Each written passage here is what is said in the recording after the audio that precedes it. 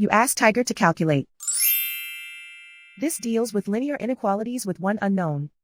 The final result is y equal or greater than 3. Let's solve it step by step. Isolate the y. Divide both sides by 5.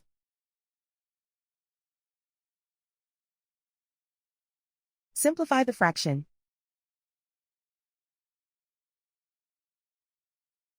Find the greatest common factor of the numerator and denominator.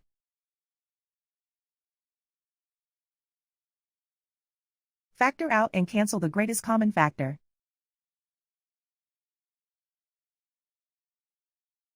Plot the solution on a coordinate grid.